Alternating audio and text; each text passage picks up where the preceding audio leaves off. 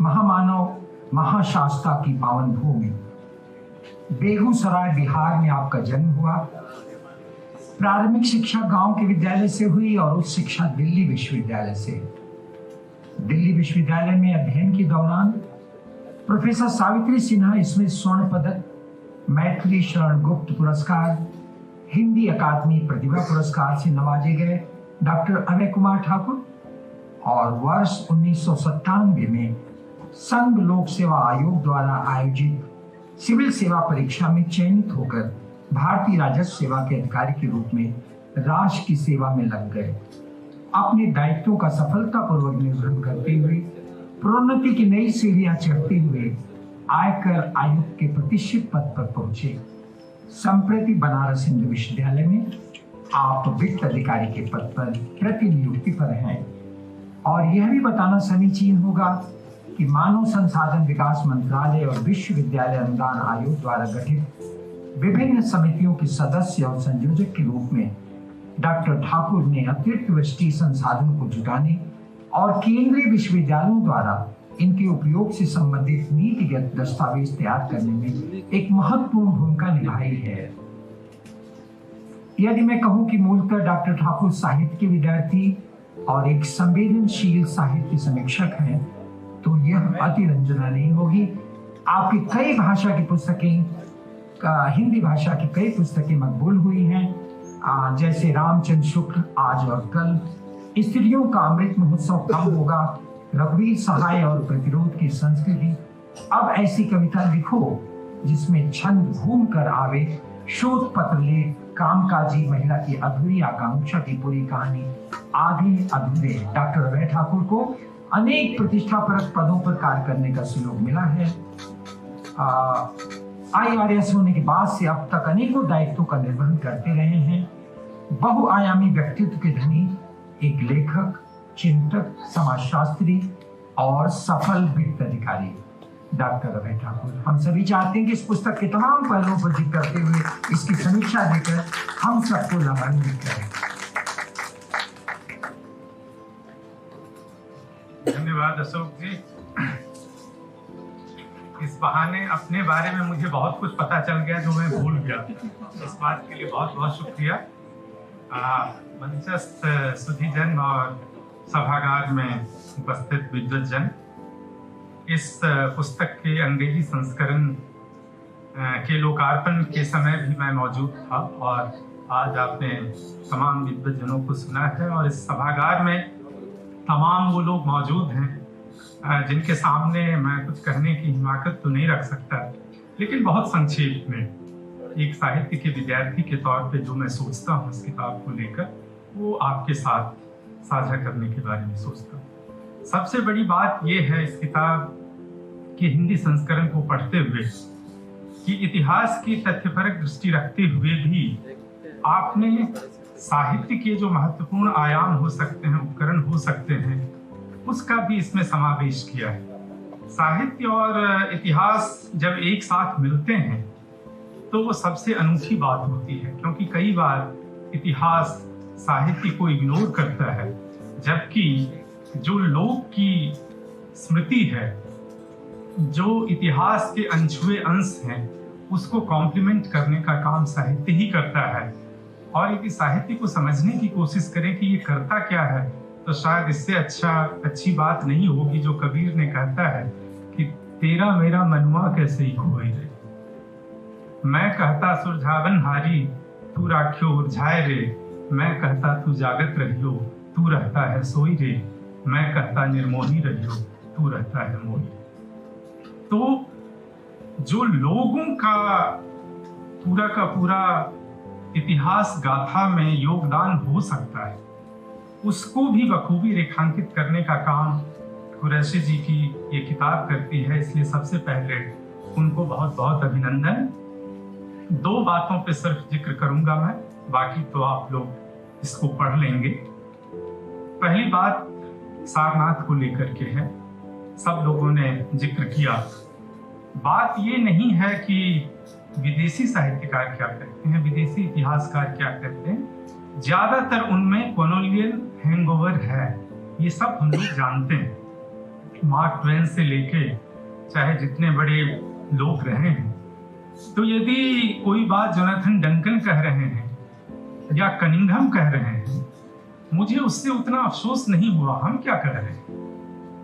हम तो वही बात कह रहे हैं। तो मैं तो ये चुनौती समझता हूं भारतीय साहित्यकार और इतिहासकारों के लिए है कि आप तो अपनी विरासत को समझ रहे थे, जान रहे थे, लेकिन आपने क्या लिखा है सारनाथ के बारे में? दूसरी बात यह है कि अपनी विरासत को दुनिया को बताने का हमारा तरीका क्या है? सारनाथ इसलिए भी जरूरी है। सारनाथ इसलिए जरूरी नहीं है कि सिर्फ ये बनारस की एक अमूल्य धरोहर है ऐतिहासिक और स्थापत्य की दृष्टि से, नहीं, ये हमारी इस बात को भी बताता है कि दुनिया के सामने अपनी विरासत को परोसने का हमारा क्या तरीका है।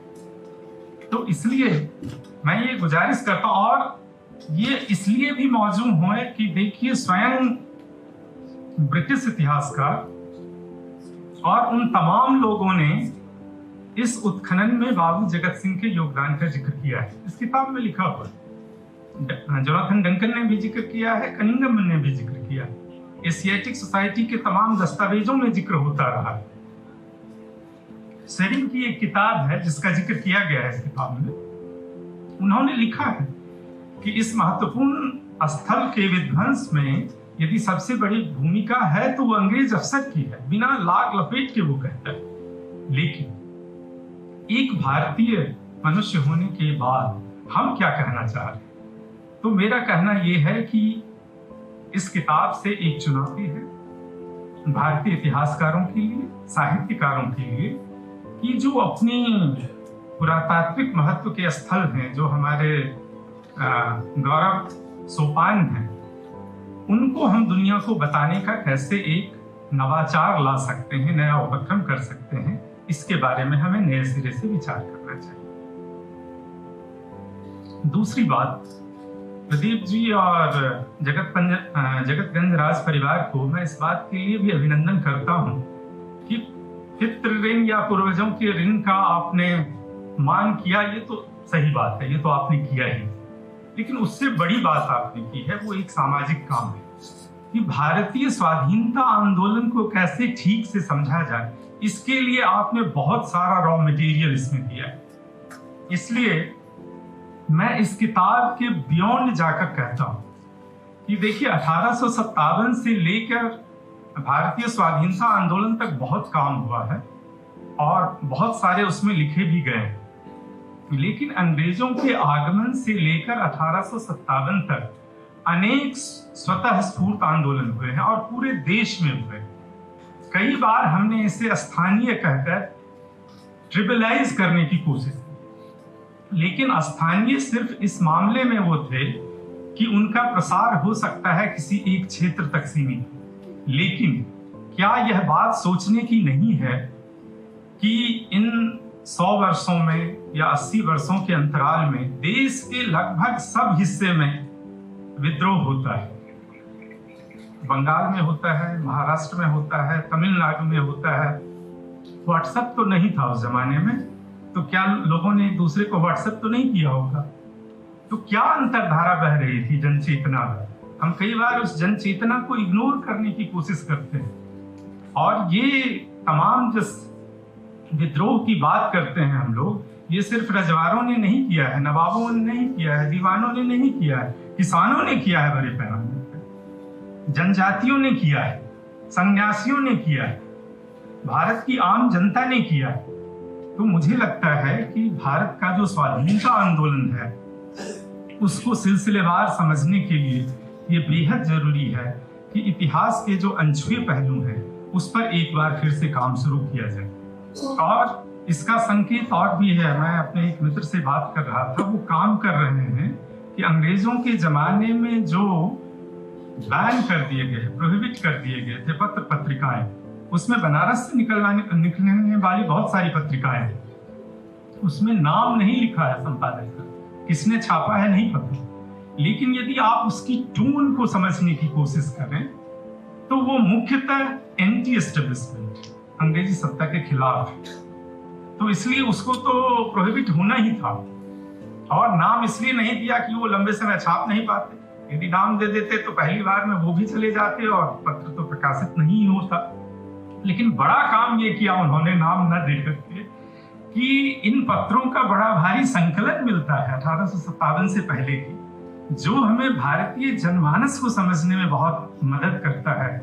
और ये एक मैं विश्वास के साथ कह सकता हूं कि 1857 से पहले भी भारतीय जनमानस में अंग्रेजी सत्ता के प्रति पर्याप्त मौजूद था रोष का स्वर। और वह रोष अनेक कारणों से था। वो आर्थिक कारण था, वो सांस्कृतिक कारण थे, वो सामाजिक कारण थे, वो सारे कारण मिलजुल कर एक पूरी तस्वीर बना रहे थे। लेकिन भारतीय जनता पूरी तरह उद्वेलित थी। इस किताब में यदि आप देखेंगे, जब उस दिन की घटना की याद करते हैं 1799 के दिन, उसके बाद के एक घटना का यह जिक्र करते हैं जिसमें कुछ अंग्रेज अफसर जा रहे थे और भारतीय लोगों की प्रतिक्रिया है, जिसमें वो अंग्रेज अफसर कह रहे हैं कि सब कुछ नियंत्रण में है। और ये तो वो लोग बताते हैं कि नहीं, इतने लोग विद्रोह करने के लिए तैयार बैठे हुए हैं। तो ये बात बताता है कि भारतीय जनता में कैसे अंग्रेजों के प्रति एक रोष का भाव था। इस बात को भी उन्होंने बताने की कोशिश की है। दूसरी बड़ी बात जो जननायक सही अर्थों में कहा जा सकता है, यदि इस किताब को देखेंगे, पढ़ने का मौका नहीं है, नहीं तो मैं पढ़ के आपको सुनाता, कि इतने कम समय में इतने लोगों को इकट्ठा करना ये बाबू जगत सिंह के पराक्रम का ही परिणाम था। और दूसरी बात, जब कुछ जमींदारों को वो मोबिलाइज कर रहे थे तो एक राव साहब थे जिसका जिक्र आया है इसमें, वो सहमत नहीं हो रहे थे।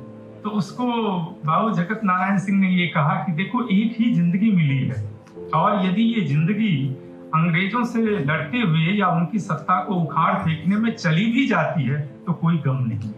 तो इससे ये पता चलता है कि सिर्फ अपनी पारिवारिक विरासत या उससे संबंधित रोष ही ये पूरे जन जागरण या जन आंदोलन के केंद्र बिंदु में नहीं था, बल्कि एक सुनियोजित उसे ब्रिटिश सत्ता के खिलाफ विद्रोह को आयोजित करना इसकी बड़ी भूमिका थी।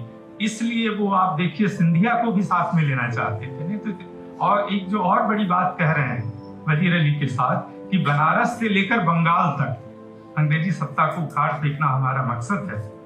तो मैं अंत में यही इस बात के साथ अपनी बात खत्म करता हूं कि पूरे भारतीय स्वाधीनता आंदोलन के दरमियान 1857 से पहले जो घटनाएं हुई हैं उसे सिर्फ एक म्यूटिनी या रिवोल्ट या लोकल कहकर के ट्रिविलाइज करने की जरूरत नहीं है, बल्कि भारतीय लोगों द्वारा एक ब्रिटिश हुकूमत के खिलाफ एक कैसे गैर उपनिवेशिक आंदोलन की रूपरेखा व्यवस्थित रूप से तैयार हो रही थी, इसे पूरी तरह से समझने की जरूरत है।